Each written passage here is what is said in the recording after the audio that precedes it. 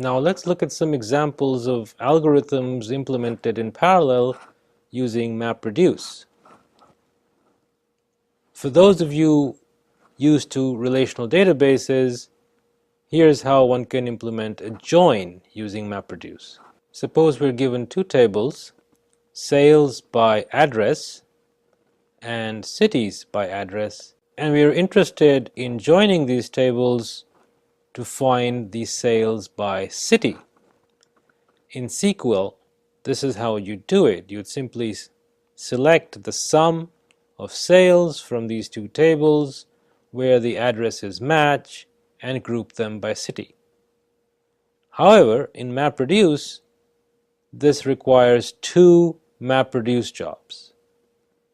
In the first case, you join, or essentially sort, the data by address so that each reducer is able to emit the city for every sale. So in other words, the first MapReduce task only joins the sales and cities table but doesn't do the grouping. In the second MapReduce task, we sort on the city key so that all the records for a particular city come to the same reducer where the addition takes place. Notice that we couldn't have used a single MapReduce phase because at the end of the first phase, it's not possible to guarantee that all the data for a particular city resides in the same reducer, and so the summation can't be done, at least city-wise, in a single phase. I'll relate to you a real-world story that illustrates the difference between the MapReduce way of thinking and a traditional database approach. This is a real example where an organization had lots of data which could be abstracted as data about papers, their authors, and their contents. The actual nature of the data is proprietary, so I won't relate that in detail. But it's pretty much the same problem as this. There are millions of papers written by many millions of authors containing millions of possible technical terms, phrases, multi-word terms. And one of the tasks was to figure out the top 10 technical terms used by each author, the top 10 authors that used a particular term, and so on. As you can see, this problem is quite close to our word counting example and possibly indicates a real-life requirement as well. This is how a database person actually proposed a solution. You start out with a bunch of documents represented as a table with, say, a paper ID, the content of the document itself, and its author. Then you get rid of the actual content and replace it by words. Notice what has happened over here. Instead of one row per paper, now you only have a row for a word and author pair that occurs in a particular paper. So one row here will produce many, many rows in the table queue. No matter, says our database expert, all we need to do is now do a group by so that we can count how many times a particular word is used by a particular author. So the resulting table would let you answer questions about which are the top 10 technical terms used by a particular author by simply finding all the entries for an author, sorting them by word count, and you have your answer. Problems start to occur when you try to consider how large these tables can get. If this P has a million or a few million documents, then let's take a look at this table here. At worst, you'll have an entry for every word and every author, that is if you allow 0 word counts. That works out to million into million or a trillion entries.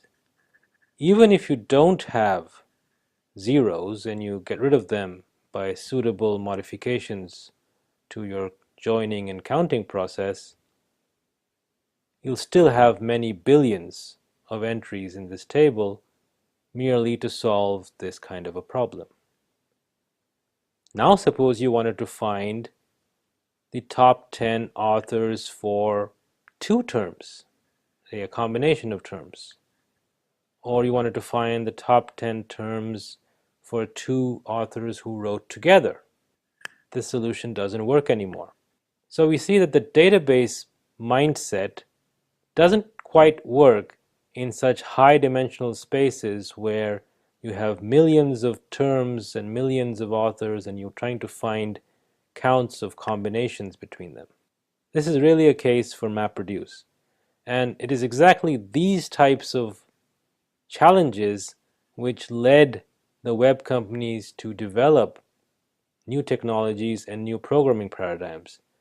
It was not just that the old technologies didn't scale, it's the fact that the relational paradigm itself needed to be looked at afresh when dealing with large volumes of unstructured data.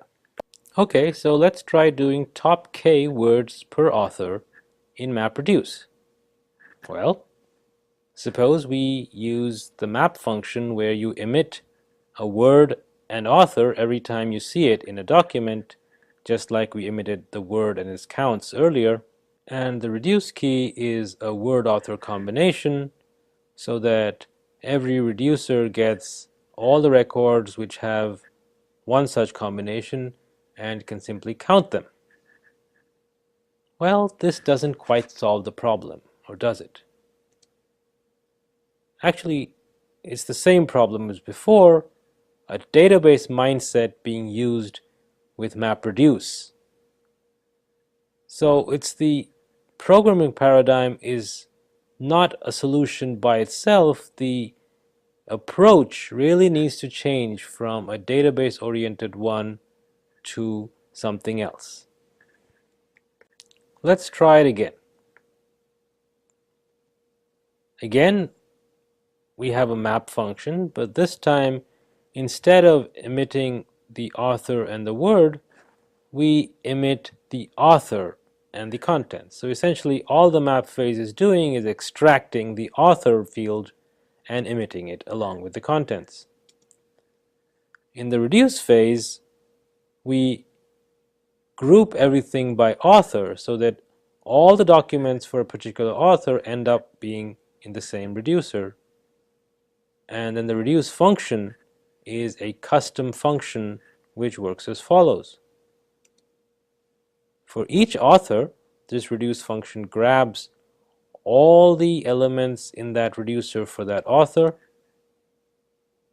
computes the word counts, inserts into some temporary array W, sorts it, figures out the top K words for that author, deletes the W, and starts again for the next author. Essentially, you're computing the top K for each author, not storing the combination of each word author, because you're only interested in the top K, the top 10, the top 5, the top 20, whatever. Notice what we've done here. We're bringing some element of programming back into the reduce function and not relying entirely on the system, MapReduce in this case, or the database in the previous case, to do all our work. Now let's look at some more examples such as those we've considered in the past few weeks. Indexing, locality-sensitive hashing, in particular how to assemble the results from many different hash functions, how to compute the likelihoods while coming up with a Bayesian classifier, and how to evaluate a Bayesian classifier to compute the likelihood ratio. Do you actually need parallelism to do this? How about computing the TF-IDF or the joint probabilities for computing the information gain or mutual information. I'll leave these last three as homework for you, and we'll just do the first three right now. Let's start with indexing.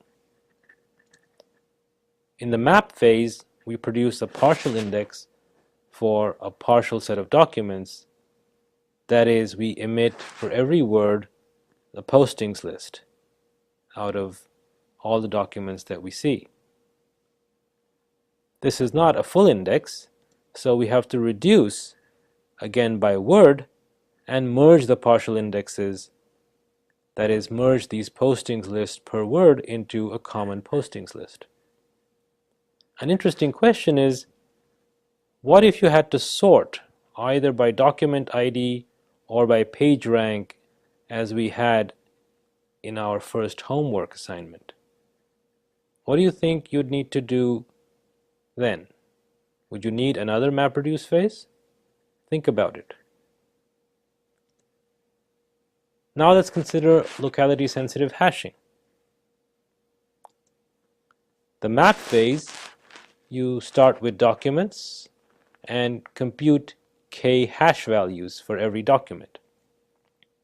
These could be the k hash values we used for fingerprints, or they could be others as are described in the Rajaram Ullman book for documents. The reduce key is now the k hash functions. Each reducer gets all those documents that have the same k hash values and figures out all the pairs that they could possibly form. So if there are 3 documents, it emits 3 pairs. If there are 4 documents, it emits 6 pairs, and so on. As a result, the MapReduce LSH produces a list of document pairs which are potentially similar. An interesting question is, will a document pair be emitted by more than one reducer? And suppose we wanted each pair to be emitted only once. What would we do then? Lastly, let's come to our Bayesian classifier, where we need to compute the likelihoods, or rather the conditional probabilities, of a yes occurring or a no occurring for each possible feature. So the map phase merely produces the counts of feature yes or feature no, which are then grouped by features in the reduce phase, so that we get all the counts that were emitted for a particular feature in one reducer, where we merely sum up the respective counts and divide by the total number of instances that we've seen for a particular feature. Finally, we emit the log of this likelihood so that we get the elements of our Bayesian classifier. Notice that once we have the log likelihoods for each feature, do we really need parallelism for testing new documents or new objects using the naive Bayes classifier? Think about it. Is that computation really that large as to require parallel computing? Well, we've seen a number of examples of MapReduce. Admittedly, the last few have been covered rather quickly. Please review the material so that you understand it, and discuss it if you don't in the forum.